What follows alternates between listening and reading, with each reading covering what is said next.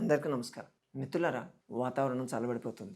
మెల్లమెల్లగా ఈ వర్షాలు పడుతున్నాయి. చల్లగా అయిపోయినప్పుడు ఈ కాలంలో మనకొచ్చేది కఫ సంబంధమైన వ్యాధులు ఎక్కువ వస్తూ ఉంటాయి. అంటే కొంచెం ఈ లంగ్స్‌లో శ్లేష్మం చేరడము, నెమ్ము చేరడం అంటారు కదా! అది రావడము. ఫ్రీక్వెంట్‌గా ఈ కోల్డ్ అటాక్స్ రావడము. ఈఎన్‌టీ ప్రాబ్లమ్స్ ఎక్కువవుతాయి. అంటే కొంతమందికి పొద్దున్న లేవగానే కళ్ళు వాపుల్లాగా ఉండడం, మొహం అంతా ఉబ్బినట్టు కనిపించడము, శ్లేష్మం ముక్కు గారడము, సైనసైటిస్ అంటారు కదా! అటువంటి ప్రాబ్లమ్ రావడము.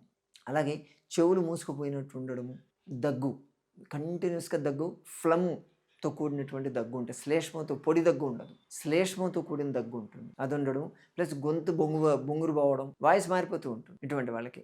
అలాగే కళ్ళ మంటలు ఉండడం, తలంతా బరువుగా ఉండడం, నిద్ర పట్టకపోవడం, ఇటువంటి చాలా లక్షణాలు స్టార్ట్ అవుతాయి. ఈ లక్షణాలన్నింటికి ఒక్కటే మందు పనిచేస్తుంది. మీకు కావాల్సింది ఆయుర్వేదిక్ పెన్సిలిన్. ఇదేందుకు కొత్తగా ఉందంటారా? అశ్వగంధ. అశ్వగంధని ఆయుర్వేదాలు పెన్సిలిన్తో సమానంగా పనిచేస్తుంది. అది చాలా అద్భుతంగా ఎటువంటి సైడ్ ఎఫెక్ట్స్ లేకుండా పనిచేస్తుంది అంటారు. దీన్ని మీరు కరెక్ట్గా కానీ వాడుకోగలిగితే ఈ ప్రాబ్లమ్స్ అన్నింటి నుంచి చాలా ఈజీగా బయటపడవచ్చు. ఈ దీన్ని పెన్నేరు దుంప అని కూడా అంటారు.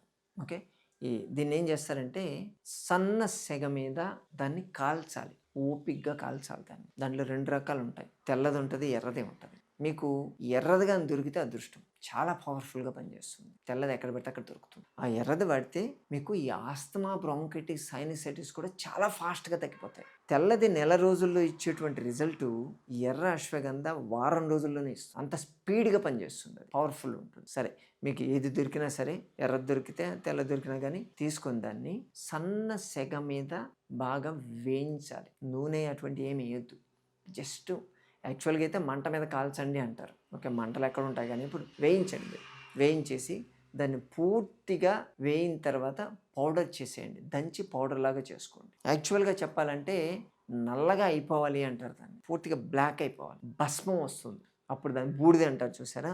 పెన్నేరు దుంప బూడిద కావాలి. దాన్ని ఒక బాటిల్లో పెట్టుకోండి. గాజు సీసాలో వెలుతురు పడనటువంటి ప్లేస్లో పెట్టాలి. దానిలో పెట్టేసి ప్రతిరోజు ఒక స్పూను తేనెలో ఒక అర స్పూను ఈ అశ్వగంధ భస్మాన్ని కలిపేసి ఒకే డోస్ లాగా తీసుకోవాలి. పొద్దున సాయంత్రం 2 టైమ్స్, రోజుకు 2 సార్లు కానీ చేయగలిగితే మీకున్నటువంటి ప్రాబ్లం కేవలం వారం రోజుల్లోనే తగ్గిపోతాయి.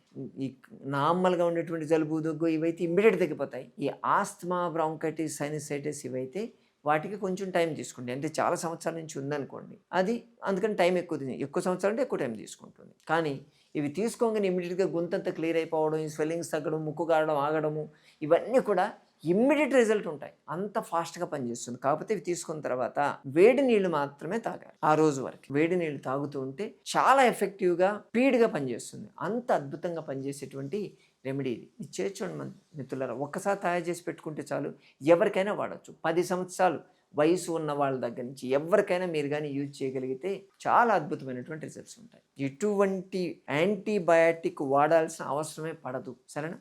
మరో వీడియోతో కలుసుకుందాం. నమస్తే.